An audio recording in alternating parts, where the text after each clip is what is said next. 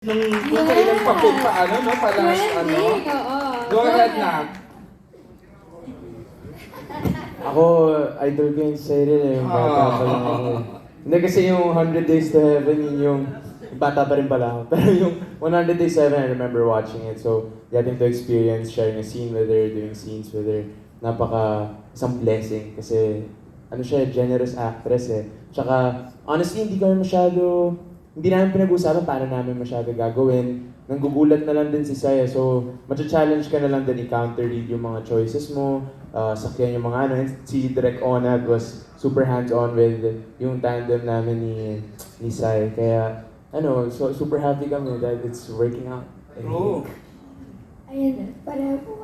ano yan? Pause. Wala pa lang boses. Kahapon pa yun. Kaya po si Jelly yung pinauna ko para may maintindihan po muna kayo. Ayun sa akin po, ganun din po, sobrang unexpected kasi ngayon ko lang po na-meet and naka-work si Jello. And super thankful din po kami na talagang ginayad po kami ni Direk Onat kasi minsan may mga times na sa first take, iba yung pagbitaw namin ng linya. Pero pag kinorek kami kung paano dapat yung atake, nagagawa namin na ganun po yung magiging rehistro sa camera or ganun po yung makukuha ng viewers. And masaya rin po ako kasi honestly wala talaga kasi kaming makabuluhang scene ni Archie. Pero tinatangkilik siya. Kasi kung tutusin, di ba? Nonsense po talaga yung encounter namin. And I mean, di ba? Hindi naman siya nakakadagdag sa mystery nung death ni Luna. Kasi coming from a heartbreak, Opo. iba yung level na sinalook ka talaga ni Archie. Yes. From the itlog na makalat scene, di ba? Totoo.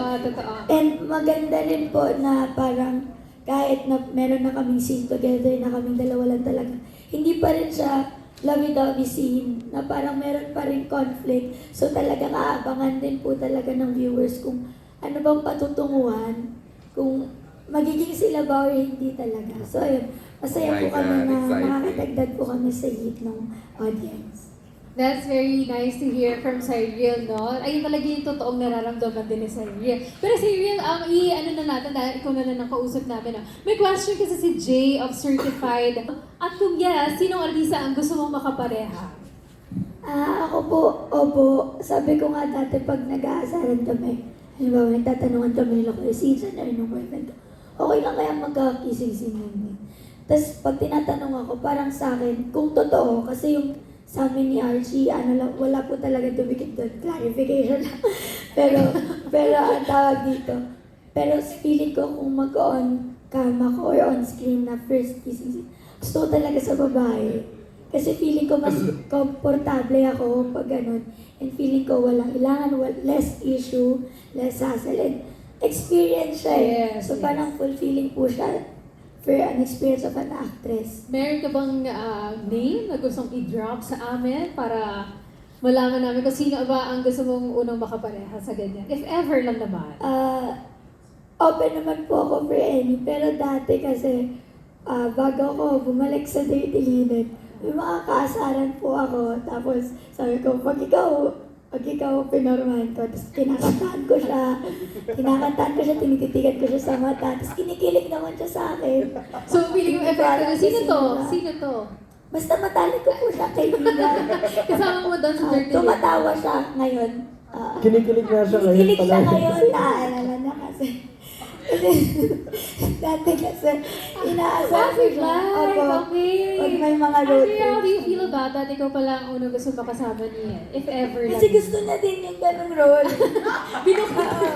Actually, I remember that na you guys, pwede kayong open kayo to ganyang roles, I right? mean, pansin ko lang po kasi there's a lot of BL series now, hindi pa po masyado madami sa GL.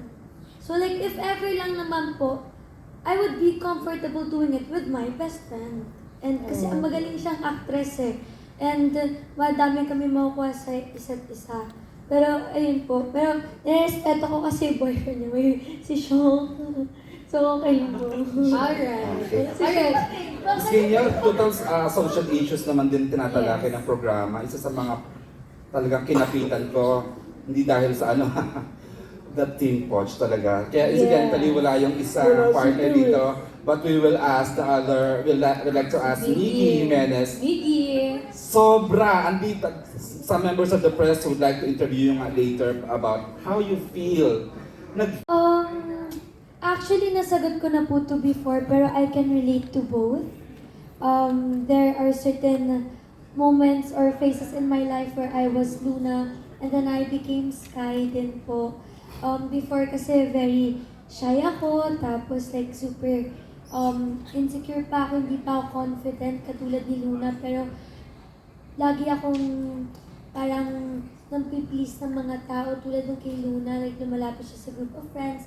Then after nun, nung parang mas naging whole ako, mas naging Sky ako. Yung parang yung pagiging courageous and resilient ni Sky. Yun po. Tapos like, tulad ni Sky, yung parang, ang difference kasi nila ni Luna, Sky can survive alone, pero si Luna lagi na kailangan kasama. So parang hindi yung nakukuha ko kay Sky na parang kaya namin sa sarili namin na we're very both comfortable in our own skin and our own company. That's very nice. So, ang ganda ng ano ha,